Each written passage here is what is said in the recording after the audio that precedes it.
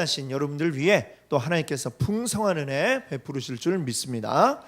우리 아까도 인사했지만 다시 한번 우리 반갑게 다시 한번 인사 나눠볼까요? 아까보다 더 활짝 웃으면서 눈이 사라지도록 이렇게 웃으시고 한번 옆에 분 보시면서 인사 나누겠습니다. 잘 되고 있습니다. 기대해야 됩니다. 잘 되고 있습니다. 기대해야 됩니다. 오늘도 우리 하나님의 말씀 또 그 가운데 베푸실 하나님의 은혜 기대합니다. 오늘 여러분과 함께 나눌 말씀 제목은 믿으라. 믿으라라고 하는 제목으로 함께 말씀의 은혜를 누리고자 합니다. 제목은 믿으라인데 사실 요즘 이렇게 뉴스를 이렇게 쭉 보니까 이 세상에 믿을 게 없다 이런 생각이 들더라고요. 여러분은 그런 생각 안 드셨나요? 우리가 지금 수련회 갔다 온 지가 정확히 2주 됐네요. 2주 전에 우리가 수련회를 떠났는데 그날 점심이 뭐였냐면 우리 주일날 점심 때 뭐 먹었냐면 빵하고 그리고 계란 이렇게 부쳐가지고 토스트를 먹었어요. 근데 그날에 우리가 계란 이렇게 그 계란을 먹을 때에 아무도 이 계란이 어디 거냐 뭐 이렇게 물어보는 분이 한 분도 계시지 않았거든요. 그게 불과 2주 전이었습니다. 근데 요즘은 우리가 다 어때요? 계란? 그러면은 이거 어디서 온 계란인가? 아니면 거기에 무슨 숫자가 써 있나? 사실 2주 전만 해도 계란에 숫자가 써 있는지 알지도 못했는데 이제는 이 계란에 쓰인 숫자가 이게 어느 지역을 얘기하는가? 뭐 이런 것도 알고 계신 분들이 아마 많이 계실 것입니다. 지금은 뭐 우리가 이 뭐 계란에 살충제 성분이 포함이 되었다 이런 뉴스를 듣기 때문에 이 계란을 굉장히 이제 조심하게 된 거죠. 그런데 뭐 계란뿐만이 아니라 요새 보니까 뭐 소세지도 무슨 간염균이 있다 이러고 뭐 또 여성들이 사용하는 생리대까지도 문제가 있다 이런 뉴스를 듣습니다. 이 뉴스들이 막 계속되니까 또 생리대와 비슷한 뭐 그런 성분들을 사용하는 아기 귀저귀는 그럼 또 과연 괜찮을까? 이런 질문들이 또 나오고 있고 이제 계속해서 뭐가 더 얼마나 터져 나올지 알 수 없는 그런 모습들을 우리가 보고 있죠. 그걸 보니까 정말 이렇게 굉장히 우리에게 밀접한 거잖아요. 계란 안 먹는 사람이 거의 없을 텐데 계란이며 소세지며 생리대며 이런 것들 도대체 우리가 이제는 뭘 믿고 마음 놓고 쓸 수 있을까 걱정하지 않을 수 없는 그리고 더 많은 것들이 어디에서 또 문제가 생길까 두려운 그런 마음이 우리들에게 있습니다. 뭐 모르고 먹으면 약이다 뭐 이런 말도 있지만 그렇지만 모를 때는 어쩔 수 없이 먹었지만 알고 나니까 어때요? 먹기가 깨름직하고 사용하기가 좀 찜찜하고 이렇게 되죠. 자, 근데 이 와중에 이 정부 고위 관리자 가운데에 자기가 책임질 못할 말을 해가지고 또 화제가 되기도 했습니다.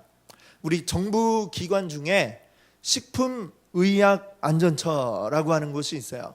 줄여가지고 식약처라고 이렇게 부르기도 하죠. 자, 아직 우리나라에 이 살충제 계란이 발견되기 이전에 유럽에서부터 그 소식이 들려올 때에 과연 우리나라 계란은 괜찮습니까? 이 질문을 이 식약처 처장에게 했을 때에 그분이 뭐라고 대답을 했냐면 이렇게 대답을 했대요. 국내산 계란에서 피프로닐, 살충제 성분이죠. 피프로닐이 검출된 바 없다라고 아주 확답을 탁 했습니다. 그렇게 장담을 했는데 나흘 뒤에 살충제 성분의 계란이 발견이 되고 말았죠. 그래가지고 엄청난 지금 욕을 먹고 있는 그 식약처장입니다. 우리나라 계란에 살충제 성분이 나오지 않았다, 발견된 바 없다라고 했던 이 말은 결국 어떻게 됐어요? 사실이 아닌 걸로 밝혀지게 된 거죠. 그 말은 그러면 어떻게 해서 나왔을까요? 어떤 객관적인 검사를 해보지도 않고 자료를 가지고 말하지도 않고 그저 없습니다, 안심하세요, 이 말을 그분은 왜 했을까요? 말하자면 그 말은 그 사람의 믿음이었으리라 라고 생각을 해봅니다. 아마 이런 생각을 했을 것 같아요. 유럽에서 지금 막 살충제계란 얘기가 막 나오기 시작하니까 속으로 아마 이런 생각을 했을 것 같아요. 아, 하필 내가 식약처장이 된 지 얼마 되지도 않았는데 왜 유럽에 저런 문제가 터진 거야. 아, 골치 아프네. 어떡하지? 이거 우리나라 과연 계란은 괜찮을까? 어떡하지? 문제 있으면 어떡하지? 내 식약처장인데 내가 이 담당자인데 어떻게 하나? 아이, 골치 아프네. 괜찮겠지?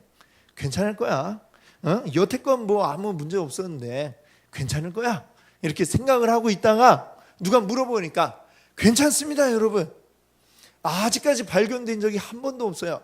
이러면서 그냥 넘어가려고 했던 것이죠. 그분의 그 말은 뭐예요? 자기 바람, 아무 문제 없기를 바라는 자기 바람을 그냥 이야기한 겁니다. 자, 그래서 결국에는 그것 때문에 지금 이 사람 물러나라 마라 여러 가지 말들이 많이 나오고 있고 온갖 욕을 혼자 다 듣고 있는 그런 상황이 되고 말았습니다.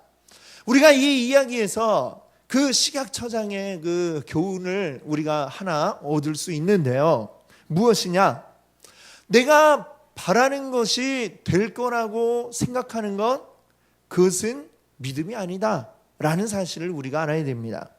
내가 바라고 소망하는 것이 이루어지도록 기도하면서 이게 믿음이야 라고 생각한다면 그건 우리가 믿음을 잘못 오해하는 것이다 라고 하는 것입니다. 여러분, 그럼에도 불구하고 우리들은 종종 내가 바라는 것, 이게 됐으면 좋겠다 생각하는 것, 이거를 가지고 막 열심히 기도를 하고 소리를 지르고 기도하면서 이제 기도했으니까 되겠지 생각하면서 이게 믿음이야, 역시나 믿음이 있어 라고 이렇게 생각하는 경우들이 종종 있곤 합니다. 제가 어릴 때 제 이 안경을 어릴 때부터 썼거든요. 초등학교 때부터 썼는데 이 어릴 때는 이 안경이 굉장히 좀 불편해요. 왜냐하면 친구들과 놀 때에도 굉장히 거칠게 이렇게 놀고 하다 보니까 뭐 안경이 막 하다가 막 이렇게 막 부닥치기도 하고 그래 툭 떨어지고 그러다 막 알이 깨지든지 아니면은 막 이렇게 휘어지든지 이런 경우들이 종종 생기곤 합니다. 그래서 참 이 안경이 불편한데, 근데 어릴 때 언젠가 이 안경을 쓰고 놀다가 그만 이 뭐 휘어지고 이런 정도가 아니라 휘어져 가지고 다시 이렇게 이렇게 하려고 이렇게 하는데 그냥 뚝 하고 이 안경 다리가 부러졌어요. 저는 이제 순간 덜컥 겁이 났죠. 어떡하지? 이 안경을 부러진 걸 들고 그대로 집에 가면 어떻게 돼요?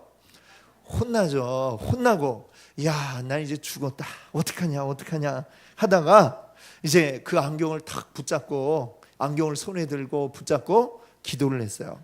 하나님, 안경이 부러졌어요. 이대로 들어가면 저 혼나요. 죽을지도 몰라요. 꼭 좀 붙여주세요. 주님, 붙여주실 줄 믿습니다. 딱 이렇게 하고 제가 예수님의 이름으로 기도합니다. 아멘 하고서 눈을 뜰까 말까 붙었을까 안 붙었을까 막 고민을 했어요. 어떡하지? 붙었을까 이러면서 눈을 슬그머니 싹 떴는데 어떻게 됐을까요? 어떻게 됐을 것 같아요? 안 붙었을 것 같아요? 안 붙었어요. 안 붙었죠. 그래가지고 저는 생각을 했습니다. 내 믿음이 부족했구나. 이렇게 생각을 했어요. 내가 왜 당연히 붙을 건데 붙었을까 의심을 했을까? 그러면서 역시 난 믿음이 부족했어요. 다시 한번 세게 기도를 하자. 그래가지고 이번에는 이렇게 기도를 했어요. 하나님, 제 믿음이 부족했습니다. 제가 의심을 하고 말았네요. 제가 하나님이 무조건 붙여주실 걸 이제는 믿습니다. 하나님, 붙여주세요 하고 기도를 하고서 다시 예수님의 이름으로 기도합니다 하고서 눈을 이번에는 그냥 한 번에 탁 떴어요. 손을 잡았던 안경을 이제 탁 펼쳐갖고 봤어요. 여러분, 어떻게 된지 아세요? 어떻게 됐을 것 같아요? 더 위어졌다고요? 그거는 아니고 그대로 있었어요. 붙을 줄 알았는데 믿음으로 세게 기도했는데 되지를 않았던 것이죠. 여러분, 왜 그때 그 안경다리는 붙지 않았을까요? 그 이유가 뭘까요? 자, 우리가 원인을 한번 분석을 해봅시다. 첫 번째는 하나님께 있나? 하나님께 문제가 있을까요? 하나님이 안경을 붙여주실 능력이 없어서 그랬다 생각해 볼 수 있겠죠. 그럴까요? 아니죠. 하나님은 뭐 그 정도는 그냥 손가락 까딱 하지도 않아도 충분히 붙여주실 수 있는 분이 우리 하나님이시리라 믿습니다. 그러면 하나님에게 문제가 없다면 그럼 어디에 문제가 있을까요? 나에게 문제가 있겠죠. 그러면 나에게 어떤 문제가 있었을까요? 믿음이 부족했나요? 믿음이 부족한 게 아니라, 자, 사실은 문제는 뭐냐면 그게 믿음이 아니었다라는 것에 문제가 있는 것이죠. 내가 바라고 원하는 것, 그리고 그것이 이루어질 거라는 생각, 이거는 믿음이 아니라 그냥 자기 확신이다라고 이렇게 이야기할 수가 있습니다. 자기 확신, 내가 될 거라고 생각하고 그대로 믿어요. 그것은 믿음이 아니라는 것입니다. 왜? 자기 확신에서 중요한 거는 뭔 줄 아세요? 하나님이 아니라 나예요. 내가 이거를 바라니까 이게 되리라고 믿습니다 라고 생각을 하고 있잖아요. 하나님이 중요한 게 아니라 내가 중요하고 내 생각대로 내가 원하는 것, 바라는 것, 이게 되리라 생각하니까 그 생각의 주체는 바로 나인 것입니다. 내가 중심이 되기 때문에 이것은 믿음이 될 수가 없습니다. 그러면 믿음은 무엇입니까? 믿음은 내가 중심이 되는 게 아니라 무엇이 중심이 되어야 돼요? 하나님이 중심이 되는 것입니다. 그래야 믿음이라 할 수 있는 것이죠. 자, 여러분, 마가복음 5장을 보면 혈루증에 걸린 한 여인의 이야기가 나오고 있습니다. 그때 예수님은 회당장인 야이로의 집에 가시는 길이었어요. 이 야이로가 예수님 찾아왔어요. 예수님, 저의 딸이, 저의 하나밖에 없는 이 소중한 딸이 지금 죽을 병에 걸려서 죽어가고 있습니다. 예수님 오셔서 고쳐주세요. 도와주세요. 예수님께 청했더니 예수님이 가자 해서 그 야이로의 집으로 가는 길이었습니다. 예수님의 주변에는 수많은 사람들이 몰려 있었어요. 그 많은 사람들 가운데는 혈루증 여인처럼 병든 자들도 많이 있었습니다. 그리고 그들이 바라는 것 뭐예요? 예수님 통해서 내 병이 낫기를 바라는 마음이 있었습니다. 그들 중에 어떤 자들은 이 혈루증 여인이 그랬던 것처럼 예수님의 옷을 만졌어요. 수많은 사람들이 예수님 주변에서 부대끼면서 또 그들 중에 일부러 예수님의 능력이 나에게 와서 날 고쳐주기를 바라면서 예수님의 옷에 손을 댄 사람들도 많이 있었습니다. 그런데 그들 가운데 병이 나은 사람은 딱 한 사람이 있었어요. 바로 이 혈루증 걸렸던 여인이었습니다. 자, 여러분들, 무엇이 차이가 있었길래 그 많은 사람들 중에 이 혈루증 걸린 여인만 병 고침을 받았을까요? 병에 걸린 사람, 그 사람의 마음, 그 병에 걸린 사람의 심정은 정말 병 걸리지 않은 사람은 알 수가 없습니다. 정말 온갖 약을 다 써보고 온 유명한 의사는 다 찾아다녀도 낫지 않을 때에 그 마음에 찾아오는 상실감, 그리고 이 병으로 인한 고통, 정말 누가 알 수가 있겠어요? 그 큰 질병에 걸린 사람의 마음은 정말 뭐 말로 설명할 수가 없는 그런 마음입니다. 만약에 내가 나을 수만 있다면 무엇을 해서라도 낫고 싶은 게 바로 그 환자들의 마음인 것입니다. 예수님을 만나러 오는 수많은 사람들, 그 사람들에게 예수님은 빛이었어요. 예수님이 병 고쳐주셨다는 이야기들 하나하나가 그들에게는 빛이요 소망이었습니다. 그래서 그들은 생각합니다. 예수님의 옷을 만지면 나의 병이 나을 거야 라고 생각을 합니다. 그래서 많은 사람들이 예수님의 옷에 손을 대고 예수님께 왔지만 그들이 병 낫지 못했죠. 근데 혈루증 여인의 병이 나았어요. 그때에 예수님이 이 혈루증 여인에게 하셨던 말씀, 뭐라고 하셨느냐? 딸아, 내 믿음이 너를 구원하였으니 평안히 가라라고 하셨습니다. 자, 내 믿음이 병을 고쳤다라고 이야기하신 게 아니라 내 믿음이 너를 구원하였다라고 하셨습니다. 이 말씀이 이야기하는 게 뭐예요? 예수님이 어떤 분이시냐? 예수님은 병 고쳐주는 의원이 아니라는 것입니다. 예수님 병을 고쳐주기도 하시지만 그게 목적이 아니라는 것이죠. 예수님은 어떤 분이에요? 우리를 구원하기 위해 오신 분이라는 것입니다. 내가 병 낫기 위해서 예수님을 바라보는 게 아니라 우리의 구원자이신 예수님, 그 예수님에게 집중하여 예수님을 바라볼 때에 이 혈루병자는 구원을 얻게 되었고 더불어서 함께 그의 병도 낫게 되었던 것이죠.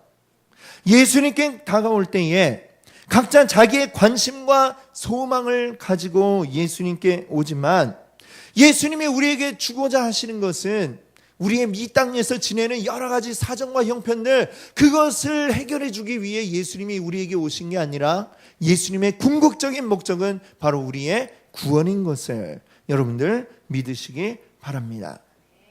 믿음은 내가 바라는 것이 이루어지는 걸 소망하는 게 믿음이 아닙니다.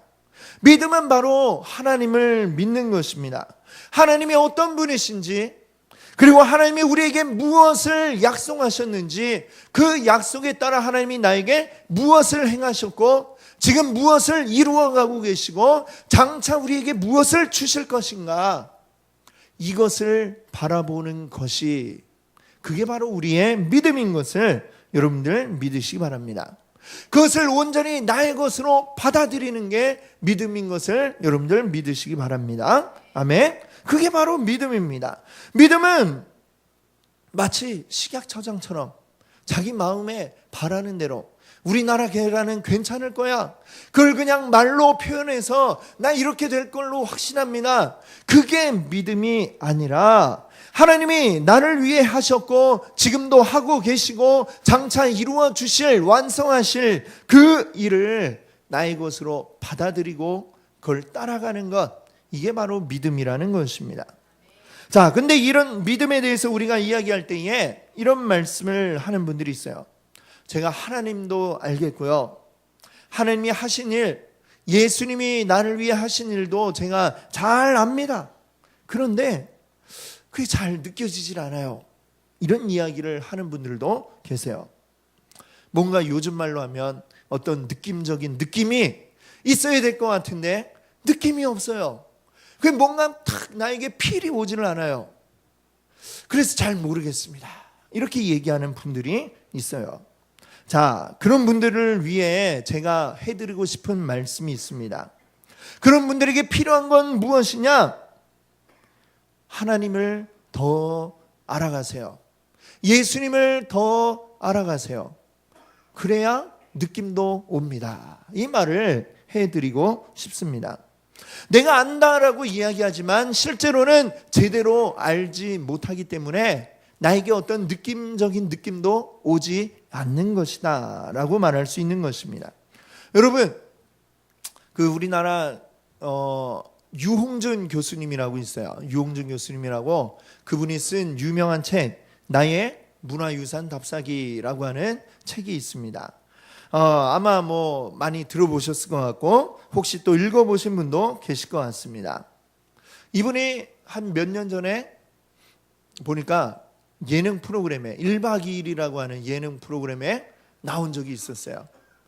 그분이 나와가지고 이 1박 2일 멤버들하고 이제 경주에 가기도 하고 또 한 번은 서울의 고궁들을 이렇게 돌면서 거기에 대해서 이제 하나하나 설명을 해주는, 그것을 제가 본 적이 있습니다. 자, 경주. 우리에게 경주는 굉장히 익숙한 곳이에요. 그렇죠? 네, 학창 시절에 한 번씩 거의 가보셨죠? 저도 초등학교 때 한 번 가고 고등학교 때 한 번 가고 2번이나 수학여행을 간 기억이 있습니다. 그 경주는 그냥 뭐 하여튼 우리에게는 좀 그냥 왠지 이렇게 멀지 않고 그냥 익숙한 곳으로 이렇게 생각이 될 만한 그런 장소이죠. 그런데 우리가 그 수학여행 가셨을 때 여러분들 한번 기억을 떠올려 보세요. 그때 우리가 어떻게 그곳을 다녔는가?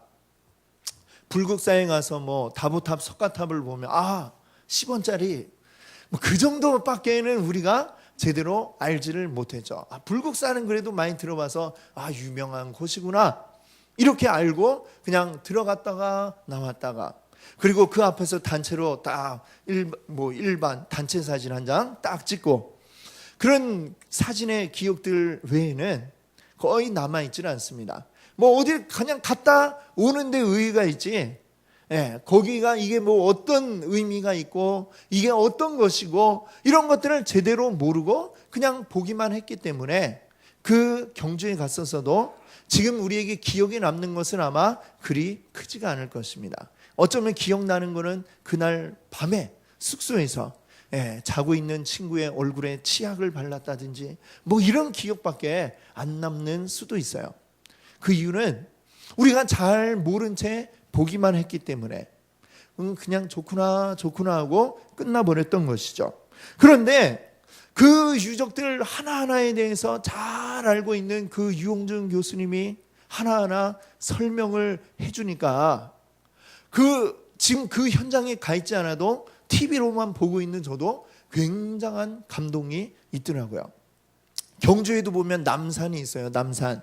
그 남산을 올라가는데 남산에 있는 그 돌 하나에도 막 감동의 물결이 밀려오는 그런 느낌이 들었던 기억이 있습니다. 그래서 이 유홍준 교수가 자주 하는 말 가운데 하나 뭐냐면 아는 만큼 느낀다라는 이야기를 자주 해요.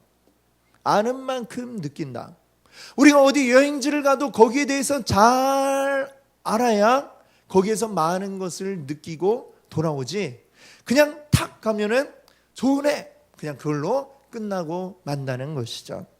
내가 알면 아는 만큼, 어떤 유적지뿐만이 아니라 어떤 예술 작품도 그렇죠. 우리가 어떤 미술 작품을 하나 미술관에 가서 본다라고 할 때에 그 작품이 누가 만들었고 이 작품을 어느 때에 어떤 이유로 그리고 어떤 상황에서 이 작가가 만들었는가라고 하는 것을 내가 미리 알고 가면 그 작품이 더 많이 우리에게 감동을 주게 되는 것입니다. 아는 만큼 우리는 느끼게 되어 있는 것이죠. 어떤 문화재, 예술 작품만 그러겠습니까? 우리 하나님도 마찬가지예요. 하나님이 어떤 느낌을 주시기를 우리가 아무리 기도해도 내가 하나님에 대해서 알지 못하면 그 하나님 내가 모르는 상태에서 그냥 뭔가를 주세요만 하면 어떤 느낌을 주는 게 아니다라고 하는 것입니다. 내가 하나님에 대해서 알아가면 그 하나님이 나를 위해 무엇을 하셨는가를 더 많이 알게 되면 그러면 우리는 더 많은 것을 느끼고 더 많은 감동을 받게 될 것입니다. 그게 바로 그런 것들이 우리의 믿음이라고 하는 것을 더 풍부하게 만들어줄 수 있는 것이죠. 나에게 느낌이 없어요. 나에게 어떤 감동이 안 와요. 그렇다면 우리가 해야 될 것은 무엇이냐? 우리 하나님을 더 잘 알기를 소망하고 더 알아보기를 원합니다. 그렇게 해야 여러분에게 더 큰 느낌과 더 큰 감동을 하나님이 부어주실 줄 믿습니다. 아멘? 네.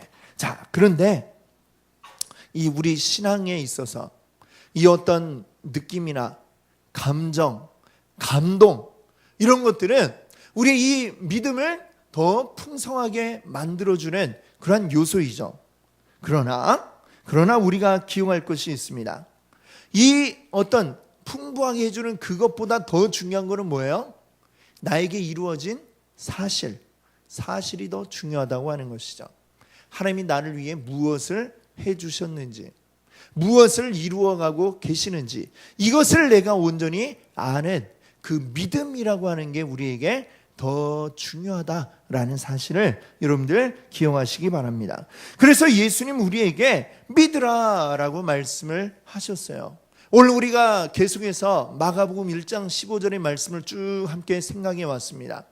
이 마가복음 1장 15절 예수님이 공생애를 시작하시면서 가장 먼저 우리에게 외치셨던 그 말씀이죠. 예수님이 중요하게 생각하는 것, 가장 먼저 일하기 시작할 때에 내가 이런 일들을 위해서 왔고 내가 이런 일들을 해나갈 것이다 라는 것을 예수님이 압축해가지고 우리에게 알려주신 게 바로 이 1장 15절입니다. 그래서 우리가 이것들을 함께 오랫동안 생각해 왔는데, 여기에서 자 한번 다시 떠올려 보세요. 어떤 말씀들을 하셨는가? 제일 앞에는 뭘 우리가 생각했죠? 때가 찼다. 때가 찼다. 그렇죠? 그 다음은 뭐예요? 하나님의 나라에 대해서 생각했습니다. 그 다음은요, 이 하나님의 나라가 가까이 왔다. 그 다음에는 회개하라. 그 다음에는 복음이 뭐냐? 그 다음에 오늘 마지막으로 6번째 뭐예요? 믿으라. 이것까지 우리가 함께 생각을 해 왔습니다. 우리가 교회 다닌다라고 할 때에 그냥 때가 되니 교회 오고 가는 그게 아니라면, 내가 온전히 하나님을 잘 알기를 원하고 하나님 안에서 온전한 우리의 신앙생활이 되기를 원한다면 바로 이 6가지를 우리가 잘 알고 있고 그것을 우리가 잘 기억을 해야 할 것입니다. 예수님이 우리에게 오신 이유, 우리 다시 한번 생각해 보세요. 때가 찼기 때문입니다. 예수님이 오신 이유는 때가 찼기 때문이에요. 이 때가 뭐냐? 때에도 2가지 때가 있다고 그랬죠. 그냥 우리 시계를 보면 시계바늘이 쭉 흘러가듯이 시간이 흘러가는 이런 크로노스의 시간이라고 그러죠. 그런 시간이 있는가 하면 또 다른 시간, 나에게 특별한 의미가 있는 어떤 그 때를 이야기하는 카이로스라고 했습니다. 카이로스의 시간이 있다. 여러분에게 말씀드렸어요. 때가 찼다라고 할 때 이 때는 뭐예요? 바로 하나님의 카이로스의 시간. 하나님이 특별하게 우리를 변화시키시고 우리를 살리시기 위해 준비하셨던 바로 그 때가 찼다. 그때에 예수님이 오셨다는 것을 우리가 생각해 보았습니다. 자, 그런데 이 특별한 때에 하나님은 예수 그리스도를 통해서 우리 안에 무엇을 이루시느냐? 하나님의 나라를 이루신다라고 하였습니다. 하나님의 나라는 누가 다스리는 것일까요? 하나님이 다스리고 통치하시는 나라입니다. 이 세상에 가득한 악이 쫓겨나고 하나님의 뜻대로 다스려지고 하나님의 뜻대로 통치되는 곳이 바로 하나님의 나라인데, 예수님이 우리 가운데 오심으로 이미 하나님의 나라가 우리에게 이루어졌다라는 것을 말씀드렸어요. 그러나 이미 이루어졌지만 아직 완성되지 않았다라는 이야기를 또 여러분께 하였습니다. 예수님이 이 땅 가운데 오셔서 이미 하나님 나라가 이루어졌지만 여전히 우리는 이 세상 가운데 살아가고 있는 것이죠. 이 세상의 수많은 악들이 오늘도 우리를 괴롭히고 고통스럽게 하고 우리에게 아픔을 주고 우리에게 병을 가져다 주고 그 가운데 우리가 살고 있는 것이죠. 그러나 이 세상이 영원하지 않으리라라고 하는 것을 우리는 잘 알고 있습니다. 아직 완성되지 않았지만 지금 이 나라는 점점 완성되어져 가고 있고, 언제 주님이 다시 오실 그때에 하나님의 나라는 완전하게 완성될 것이다 라고 하는 것을 말씀드렸습니다. 자, 그래서 그 하나님 나라를 우리가 지금 살아가고, 그리고 완성될 하나님의 나라를 바라보며 지금 우리는 가고 있는 중인 것을 우리가 기억해야 되겠죠. 그 하나님의 나라를 살아내기 위해서, 지금 우리가 살아내기 위해서 우리에게 필요한 게 무엇이냐? 바로 회개인 것입니다. 회개는 뭐예요? 그냥 내가 잘못했어, 왜 그랬을까 후회하는 게 회개가 아니라고 했습니다. 회개는 후회가 아니에요. 후회도 그 안에 포함이 될 수 있지만 후회 자체가 회개는 아니라 했습니다. 그러면 이 회개는 뭐예요? 나의 방향을 바꾸는 것입니다. 방향을 바꾸는 것. 지금까지는 내가 나를 위한 길을 쭉 가고 있었다면 이 길에서 돌이켜서 이제는 하나님을 향하여, 하나님 나라를, 그 영광을 위하여 하나님의 뜻대로 된 길로 내가 가는 것이죠. 이 길을 가기 위해 여기에서 내가 이쪽으로 방향을 바꾸는 것, 내 삶의 방향을 완전히 바꾸어내는 것, 이것이 바로 회개라는 말씀을 드렸습니다. 회개하는 우리에게 가장 기쁜 소식은 무엇입니까? 바로 복음이죠. 복음. 복음은 말 그대로 기쁜 소식, 좋은 소식인데, 이 좋은 소식이 우리에게 좋은 소식이라고 한다면 또 다른 누군가에게는 나쁜 소식이 될 수도 있습니다. 왜요? 하나님이 원하시는 그 길을 가는 자에게는 이 소식은 좋은 소식이지만, 그 길이 아니라 아직도 자기의 길을 향하여 세상의 길을 가고 있는 사람들에게는 이것이 나쁜 소식입니다. 왜요? 그들은 심판에 이르게 될 것이기 때문이죠. 근데 본래 우리도 그 길을 가던 사람들이었다. 우리도 하나님과 관계없이 나의 길을 가던 사람들이었음을 우리가 기억해야 됩니다. 그랬던 우리를 하나님이 어떻게 하셨어요? 원래는 진노의 자식이었던 우리들을 입양을 해주신 거예요. 입양해서 이제는 우리가 진노의 자식들이 아니라 하나님의 자녀가 된 줄로 믿습니다. 하나님의 자녀가 되게 주님이 입양해 주셨어요. 어떤 방법으로? 예수 그리스도를 통해서. 그래서 우리에게 예수 그리스도 자체가 바로 복음인 줄로 믿습니다. 아멘. 그 복음을 우리가 기억해야 하는 것입니다. 자, 이제 복음이 나왔어요. 그러면 이제 오늘 여러분께 뭘 말씀드렸어요? 믿어라, 믿어라 라고 말씀드렸습니다. 근데 이 믿음은 무턱대고 내가 바라는 것, 내가 소망하는 것, 그것을 믿는 게 아니라고 하였습니다. 그것은 일종의 자기 확신이에요. 우리 믿음에 근거가 있어야 됩니다. 내가 바라는 것이 나의 믿음의 근거가 아니라 객관적인 사실이 근거가 되어야 하는 것입니다. 그러면 우리 믿음의 근거는 무엇입니까? 바로 하나님. 하나님이 우리를 위해 하신 일, 하나님이 지금 하고 계신 일, 그리고 장차 이루어 주실 그 일에 대한 약속, 그 약속의 말씀이 바로 이 성경 안에 객관적으로 우리에게 주어져 있는 것입니다. 하나님의 그 약속, 우리에게 주어진 이 약속을 우리가 바라보고 그 약속을 나의 것으로 받아들이고 수용하는 것, 이것이 바로 믿음인 줄로 믿습니다. 아멘. 그 믿음이 우리 가운데 있기 원합니다. 그 믿음이 우리 가운데서 더 커지기를 원합니다. 아멘. 예. 그 믿음이 우리 가운데 있기 위해서, 이 믿음이 더 커지기 위해서 우리에게 필요한 것이 있습니다. 우리가 알면 알수록 이것이 더 크고 풍부해진다고 그랬죠. 많이 알면 더 많이 느낄 수가 있는 것입니다. 그래서 우리는 힘써 알아야 합니다. 힘써 하나님을 알기를 행하시는 여러분들 되시기 바랍니다. 그래서 하나님을 알기 위해서 우리는 어떻게 해야 돼요? 하나님이 우리에게 주신 말씀을 읽어야 하고요. 그리고 그 말씀을 읽고 그 말씀을 의지해서 우리가 하나님께 기도해야 합니다. 기도하면 우리 안에 성령님이 우리로 하여금 깨닫게 해주시고 알게 하시고 느껴지게 만들어 주시는 줄 믿습니다. 아멘. 그래서 우리에게 필요한 것은 뭐예요? 하나님의 말씀, 그리고 그 말씀이 우리 안에 성령으로 역사하기를, 말씀과 성령이 우리에게 동일하게 필요한 줄 믿습니다. 그것을 늘 가까이 하시며 여러분들의 믿음을 키워나가시는 여러분들 되시기 바랍니다. 하나님이 이미 우리에게 주신 이것을 받아들이십시오. 그게 바로 믿음입니다. 그 믿음 위에 굳건히 서서 이 땅 가운데 하나님 나라를 온전히 이루어내시는 우리 모든 성도님들 되시기 바랍니다. 아멘.